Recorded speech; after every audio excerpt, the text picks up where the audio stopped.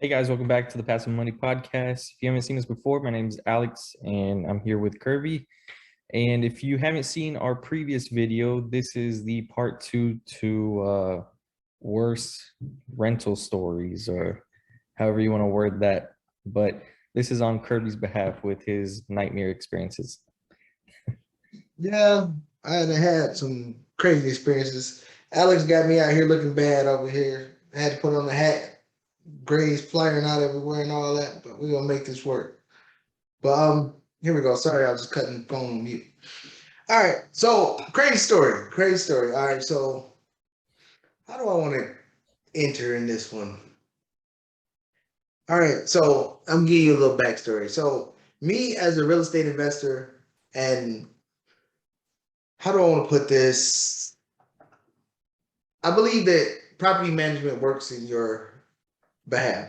I mean, especially if you don't have the handyman contacts and all that other stuff and don't have relationships built within a community to know people to call, or if you just don't want to deal with the everyday tenant vibe, you don't want to be dealing with those calls. So property managers bridge that gap for you so you don't have to have those everyday interactions.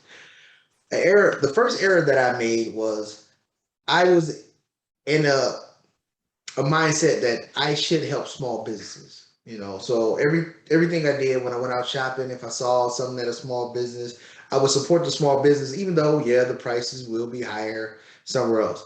But one thing you should not do is do that when it comes to your investments. And what I mean by that is you don't want to cut corners when it comes to your investments. Now, let's say you have a business and you want to use a small business contractor to produce a good for you, great. But when you talk about managing hundreds of thousands of dollars in assets, and for this property manager, $1 million in assets, it was a small one-man operation as the property manager. He was the property manager when I bought the property, but I kept him on. Mistake on my part. So, was this a guy that you knew before, or are you just starting to build this relationship? Well, no, this was a guy that, like I said, he already managed the property before I bought it. The Okay. company that I bought the Yeah, property for, kept him he on. already was managing the property. And then when I bought the property, I just kept him on as the property manager. What was he charging? What was his like monthly fee? His monthly rate was 10%. And usually, and then another thing, error on my part, I knew that I could get a property manager for less percentage because I he was managing 8 units of mine. So I knew I could get it 8 or 6% at a bigger firm property management. But I was thinking, hey, let me keep supporting the small business, have him do it. And he was charging me 10%.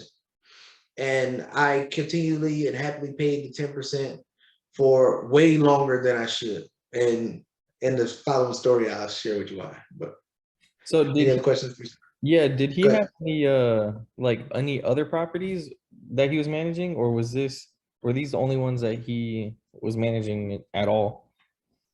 No, he had a couple other properties that he was managing. He had a couple other ones. And it was Now, I don't want to throw complete shade on him and say, oh, he was just 100% terrible. yeah. He went beyond the Call of Duty far as the beautification of the place. He would literally go out there and drive the neighborhood almost every other day,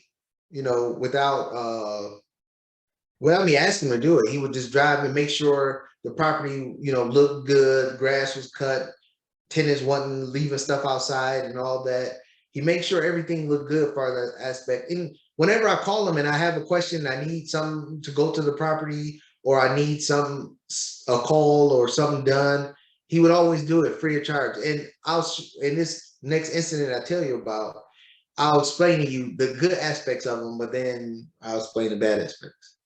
Okay.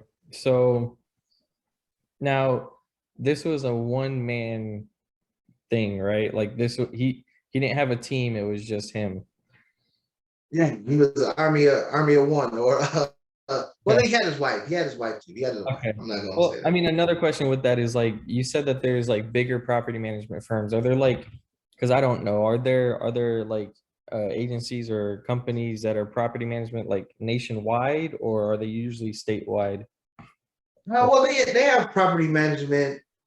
just depends on what size of the properties. I mean, you have some that go out there and manage condo associations or homeowner associations and things like that. But you have bigger firms that have the team, the network, they have accounts receivable, accounts payable, work on leasing, work on contracting, work on, tenant acquisition. So they have people in the team and not one person trying to do everything. And it's more feasible and it's better for you as an investor to go with a bigger firm that have more reach, more contacts, and more, grasp of situations, knowing the market and things like that. So diving into the story. So again, like I said, the guy was already there. I bought the property and I figured first, help to small business. But second, he already knew the tenants that was in there and yada, yada, yada. And then so properties leasing at first, leasing. And then, I started noticing every month it started being outrageous bills coming my way from the property. And then I'm like, okay, but I'm still just sucking it up. And I knew the property when I bought it, it wasn't A1. So I'm just like, all right, he's doing, he's trying to get it better. But remember, he was already there before. So was it the owner telling him that he couldn't spend this money to fix it? Or was it just him, doing his own thing? But anyway, so he would call all the time and he would always say, hey, how you doing? But every time he was spending the money, so like he would collect the rent and then he would do whatever projects or whatever need to be done. Then he would just send me the net of the check, which most property managers do. But usually when you have a property manager, it's a limit that they will spend before, you give them a limit, maybe $500, $1,000 in a month that they can spend before the project is too big that they got to reach out to you to get authorization to do it. For him, he never reached out for authorization. It was just fix. And whatever was left over, he sent it my way. And then so mind you, he never called me with any issues. Again, it was always he fixed it and then just sent me the check. And then when I saw the check so small, then I would call him like, what's going on? And then he'll be like, oh, it was this, it was that, it was this. And then one day it was November 30th, 2018. My phone ring, and it's like the first time he's called me without me having a question or anything else. And then he calls and then he says, hey man, how's it going? How's the family doing? Just like it's a great conversation. And I said, the family's all right. What's going on? He was like, oh, just want to let you know your unit burned down. I mean, no, he didn't say your unit. He said, I just want to let you know that your complex is burning down. Just in a casual conversation. And then I'm like, what? He was like, yeah, it caught fire and it just kept burning up. But he's talking like it's like he's watching the news and it's happening to somebody else, And then I'm like, do you understand this is my property is doing? He was like, yeah, man, I can't explain it, but we'll figure it out. And he just hung up the phone. I was like, what? So yeah, so anyway, so I'll give you the rundown of the story because I had to do all the work, all the lead work. If you had a property management company, they would have did the lead work in this instance, but I had to do all the lead work. Reached out to the fire department. So sure enough, a tenant, I'm not going to say if the tenant was, under the influence or whatever, but the tenant was in a house sleep. The kids was in there playing or whatever. And somehow a fire starts. But the fire got so bad, the tenants got out, everybody got out safe. But by the time that the tenant alerted the other units that it was a fire, her unit was already engulfed in flames. So it wasn't a small fire that she could have just put out. By the time she realized it or woke up or whatever she was doing, her whole entire unit was engulfed in flames. And then it started peeling into the other units. And so that was the first question I asked him. I said, is everybody okay? Everybody was fine. So then I had to go do the whole rundown, chasing down fire marshals, getting fire reports and all that. So all in all, after the fire was over, the fire department put out the property, then all the tenants had to leave. So now I got an entire complex, no rent coming in. And fortunately, I didn't owe a mortgage on that place, but no rent's coming in. And I'm faced with this, burned down property in the middle of a neighborhood, right? you've told me about this before. So like, can you explain what you did? Because I know maybe not everyone would have done or had the same insurance protection or whatever. So can you explain what you did or what insurance you had that protected you in this situation? So that other people that are looking to invest might know. Yeah, so that's a good question. So this is where I see people cut corners at or try to cut corners. So when you get insurance, the insurance company asks you, is it an investment property or are you living in the property? I've known some investors that lied to the insurance company and said, oh, I'm living in the property, especially single family. I'm living in the property because they think the insurance will be lower because they're living in it. But in this case, I always say it's a rental property. So when I got the insurance for the rental property, what it does is it insures the property, it insures liability, insures medical expense and all that. But the one thing it does in cases of fire or in case if it's a catastrophic incident that vacate the tenants and I'm not receiving revenue anymore, what it does is it replaces the revenue that the tenants was paying on a monthly basis. So long as the tenant, like if the tenant's paying, let's say $1,000 a month, and then they're not paying water and all that other stuff, then they'll take out the water bill, the light bill, gas bill. But if the tenant is paying for all the utilities and then the rent is just a flat $1,000, the insurance company will pay you the $1,000 a month until the property gets restored. So thank God I had that. I knew I had it. I had the insurance, but I didn't know how that part worked until I'm actually in that situation. So I'm in that situation, and then I talked to the insurance company.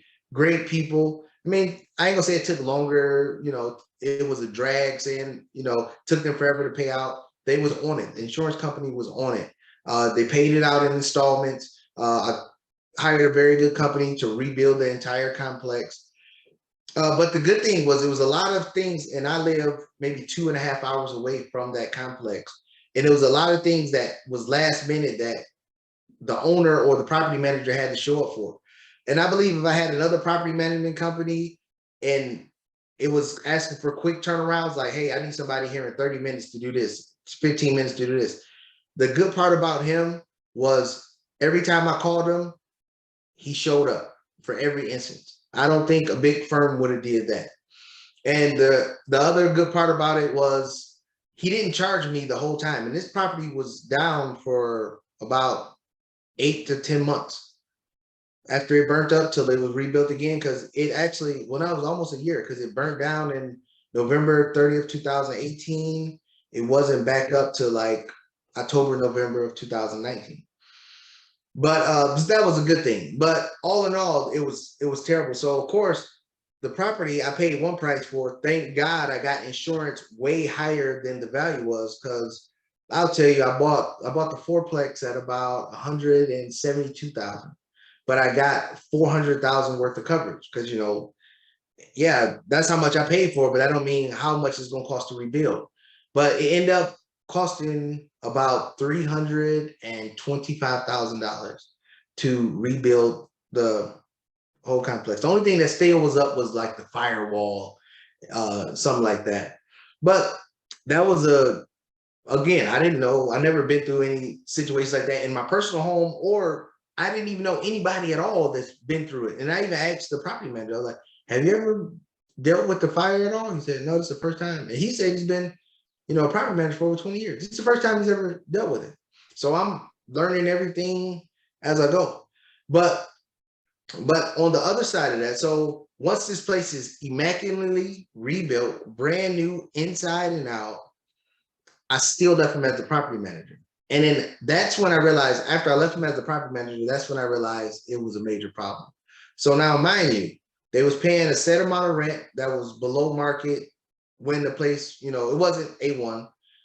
But then after it was rebuilt, and he said, yeah, I'll find people, I can find people to get in there. He re-rented the property at the same below market rates that it was beforehand. So that was, brand new. They was already paying below market rates, and then he rented them out again for below market rates. And then that's when I realized he either don't know the market, one, he only his contact list is small with people that can only pay very little in rent. And that's when I just said, oh, this is, and then of course, like I said, it was brand new. But then once these new tenants got in, I'm still getting checks that saying, oh, repairs for this, this got to be done. So that was a very costly mistake on my part. And it's something that I learned from. But if I got any messages to the audiences, when you're dealing with property managers, don't look for one person outfits. I know realtors will say, hey, I can manage the property. If it's a single unit, maybe, okay. But I need people, and you should have people that have a team behind them that know all the context. Because remember, when you call somebody or property manager, you want stuff done. If it's a realtor doing it, property managing, the realtor is still working their job to, buy and sell homes. They got closings, they got everything else going on. You need somebody that's 100% focused on managing properties. That has different teams that can, hey, if I can't get a hold of this person, is other people I can get a hold of to get done what I need done. Because the time is money. Long as your property is uninhabitable or it can't be rented out, that's money you're losing as a renter. So that's my story with that one. And yeah, it was pretty bad, but it was good. It was a kind of good ending, or because of the fire, it was good. I got to rebuild the property, got it brand new. Now rents are up there at market level.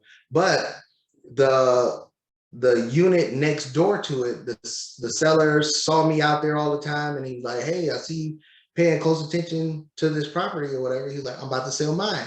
And then I end up closing on that property next door. And so that was my journey for trying to buy the whole block up. So so the insurance that you had now, like you said that they were paying you what the monthly rents were for the duration in which it was being built. Was there a set time in when they would have said, we're only going to pay rents for a year, or was it for as long as you needed up until it was rebuilt? Oh, nothing takes a year, but they paid it for the whole 10 months, 11 months that it was down. And of course, it ain't just simply, hey, there's a fire, rental insurance company, pay me money. They have a contract. I'm giving them contracts from the builder giving timelines. And then of course, the insurance company didn't just give me all the insurance money at once and said, pay it to the contractor. They paid them in installments, or they called it a pool, where the contractor be like, all right, we're running low on the money that we has already received. We need another pool. So then the insurance company will give me the second installment, then the third installment. So they was following along the whole way, and then they were sending the checks to compensate me for the tenants not being there. So that was a big help in the long run to get that extra income. Also, when I wasn't bringing in income from the tenants themselves. And so they paid out $400,000, you said? No. That's not how insurance works. Just because you got Okay. let's say a $400,000 policy, They cover up to that amount.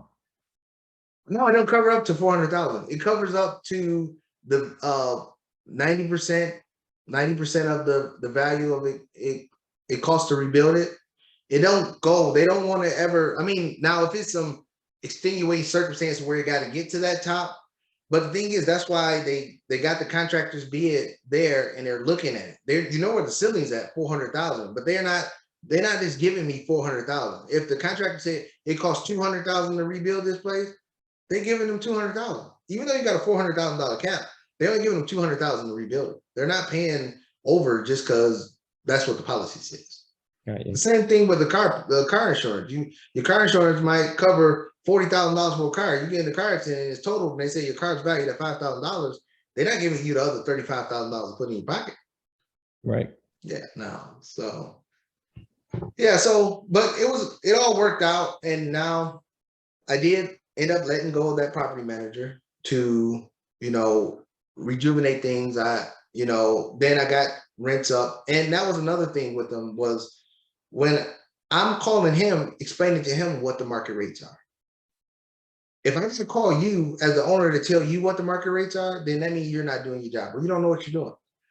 And so my true message out there to people is if you're going to use a property manager, and I highly recommend it, especially if you have units that's out of your, 20-mile circle from where you live, use a property management company that's reputable, that has a team. Don't just because they got property management next to their name that you think they have a team. You should interview your property management company just like you're interviewing somebody for a job. Because again, they are managing one of your biggest assets, and that is another property. So if they don't care about your asset, then the asset will just go into the ground.